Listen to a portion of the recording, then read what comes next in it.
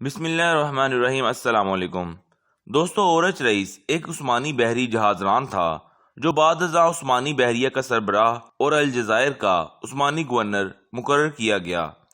اورچ رئیس عثمانی بحریہ کے مشہور سربراہ خضر خیر الدین باربروسا کا بڑا بھائی تھا، جو ایک عثمانی جزیرے میڈلی موجودہ یونان کے علاقے لیسبوس میں پیدا ہوا۔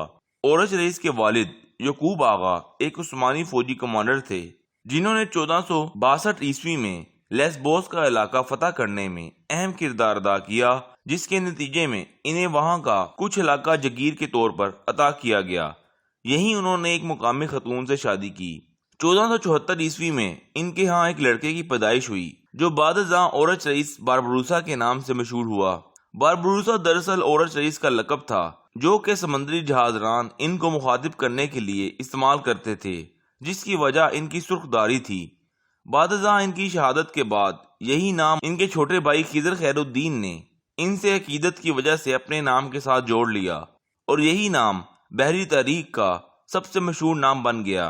اورچ رئیس کی شہادت کب اور کیسے ہوئی، اس حوالے سے آپ کو ان کے حالات زندگی جاننا ضروری ہے۔ اورچ رئیس صرف عثمانی بحریہ کے سربراہ یا الجزائر کے گورنر ہی نہ تھے، بلکہ ان کی عالم اسلام اور مسلمانوں کے لیے بھی بہت سی خدمات تاریخ میں درج ہیں۔ تاریخ بتاتی ہے کہ اورچ رئیس ایک کامیاب بحری جہاز ران تھا جس نے شروع میں تجارتی مقاصد کے لیے بحری جہاز رانی شروع کی اور بہت سی زبانوں پر عبور حاصل کر کے ایک کامیاب تجارتی جہاز ران بن گیا۔ ایسی ہی ایک تجارتی مہم میں کچھ صلیبی بحری جہازوں نے ان کے تجارتی جہازوں پر حملہ کیا اور اورچ رئیس کو قیدی بنا کر ایک قلعے میں قید کر دیا گیا۔ اس صلیبی حملے میں اورچ رئیس کا ایک بھائی الیاس بھی شہید ہو گیا۔ اس حملے کی اطلاع جب خضر خیر الدین تک پہنچی تو وہ اپنے بھائی کی موت اور اورچ رئیس کو آزاد کروانے کی ایک پرخطر مہم پر روانہ ہوا، اور یہی وہ واقعہ تھا جب تاریخ میں پہلی بار خضر خیر الدین کا نام کسی قابل ذکر واقعے میں درج ہوا۔ اس خطرناک مہم میں خضر خیر الدین نے نہ صرف اپنے بھائی کی قید کی جگہ کا پتہ لگایا، بلکہ کامیاب منصوبہ بندی کے ساتھ بھیس بدل کر صلیبی قلعے میں داخل ہوا اور اپنے بھائی اورچ رئیس کو آزاد کروایا۔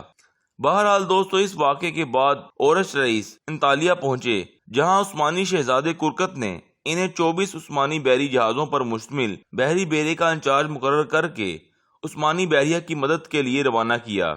یاد رہے کہ شہزادہ کرکت سلطان سلیم یاوز کے بھائی تھے، جو کہ بعد ازاں تخت حاصل کرنے کی جنگ میں سلیم یاوز کے حکم پر قتل کر دیے گئے تھے۔ بہرحال دوستو، اورچ رئیس یہیں سے ترقی کرتا کرتا عثمانی بحریہ کا سربراہ مقرر ہو گیا۔ 1492 عیسوی میں اندلس موجودہ اسپین میں مسلمانوں کی آخری ریاست غرناطہ پر فرینڈڈ اور ملکہ ازبیلا نے مشترکہ حملہ کر کے اسپین پر مسلمانوں کے 700 سالہ دور حکومت کا خاتمہ کر دیا، اور مسلمان شمالی افریقہ میں پناہ لینے پر مجبور ہو گئے۔ سلطنت عثمانیہ پر اس وقت سلطان محمد فاتح کے بیٹے سلطان باجزید دوم کی حکومت تھی۔ عثمانی اگرچہ قسطنطنیہ فتح کر چکے تھے، لیکن وہ اتنے طاقتور نہیں تھے کہ اپنے سے کئی گنا فاصلے پر موجود مسلمانوں کی مدد کر سکیں۔ لیکن سلطان باجزید نے عثمانی بحری افواج کو کمال رئیس کی قیادت میں مسلمانوں کو اسپین سے بحفاظت عثمانی سرزمینوں تک پہنچانے کا حکم جاری کیا۔